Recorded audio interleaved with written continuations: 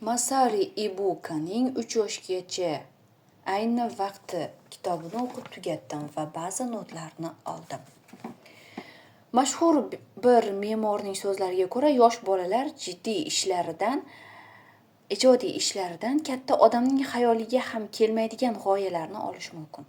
Bolaga vazifa bering, u o'ylaydi, shubha qiladi, natijada faqat o'zining qo'lidan keladigan qasr quradi. Bu jarayon miya ishlashini kuchaytiradi va bolaning rivojlanishiga hissa qo'shadi. Agar ona go'dak uchun barcha aqliy ishni bajarib bersa, bola jismonan qanchalik rivojlangan bo'lmasin, ko'rsatmalarsiz hech nima qila olmaydigan robotga aylanadi. Fransuz mutafakkiri Anatole France shunday yozadi: bola rivojlanishi uchun yaxshi musiqa, toza havo, yaxshi sut kerak. Bu yerda musiqa o'rniga loyiha, biror bir o'yinni qo'yish mumkin. Loyiha so'zda loyihalash, o'yin so'zda o'ynash degan ma'no mujassam bo'lib, bolaning rivojlanishi uchun bu juda ham muhim. Ta'lim doim jiddiy bo'lavermasligi kerak. Bu hattoki farzandlarimizga aytadigan tirishib jiddiy o'qigin so'zlarda ham namoyon bo'ladi. Biz juda ham qattiq qo'l bo'lib ketamiz ta'limda. Masalan, kitob o'qish. Stol atrofida risoladagidek o'tirib kitobni bir tekis o'qish kerak. Agar biror narsani tushunmasang, shu joyini 100 marta o'qi. Ma'nosi o'zi keladi. Yaponlarning fikricha, bunday yondashuv ruhni tetiklashtiradi. Aslida ham shundaymi? Bu savol ochiq qolmoqda. Bu jiddiylik, bizning juda ham jiddiyligimiz farzandlarning ta'limi haqida qayg'uruvchi onalarda ko'proq namoyon bo'ladi. Ular bor kuchlarini bolaning o'qishiga qaratadilar va bolaning shaxsiy qiziqishlaridan voz kechadilar.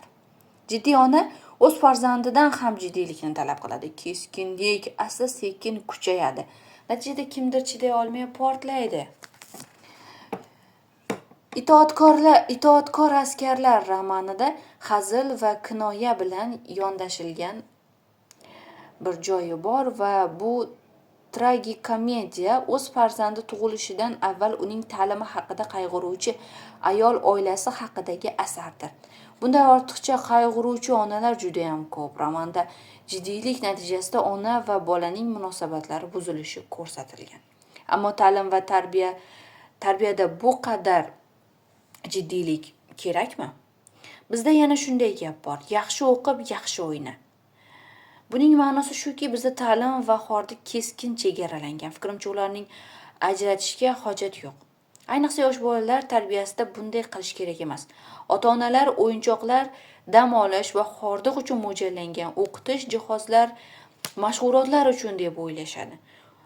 Yosh bolalar uchun o'yinchoqlar o'ynash vositasi, jihozlar esa o'z navbatida o'yinchoq sifatida qabul qilinadi.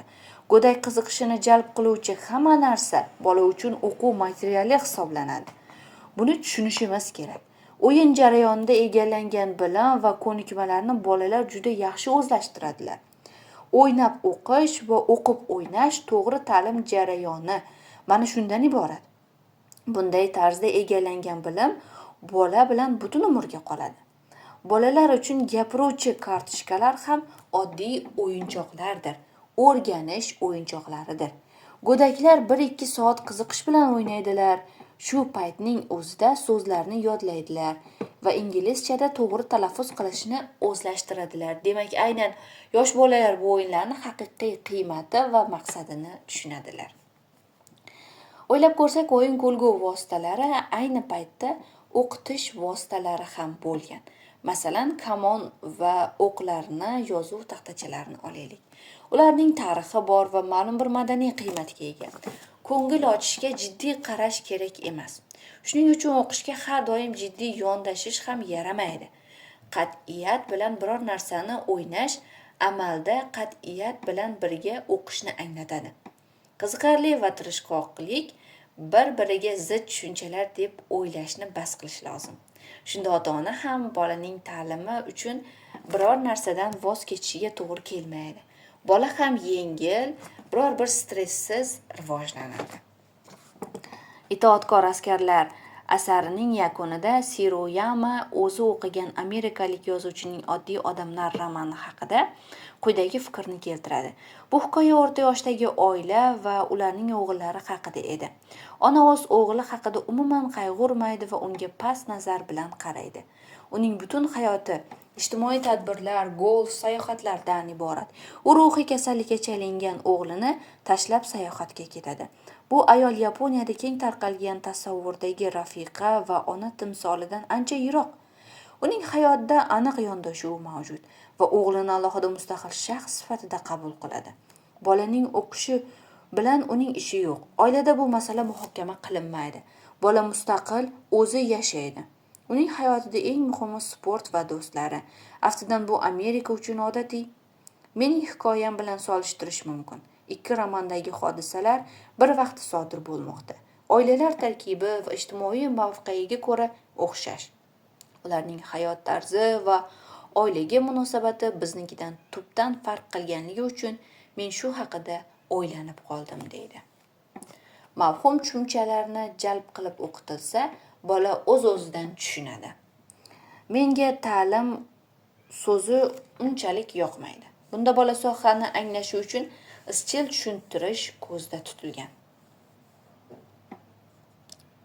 Davomi keyingi podkastda. E'tiboringiz uchun rahmat.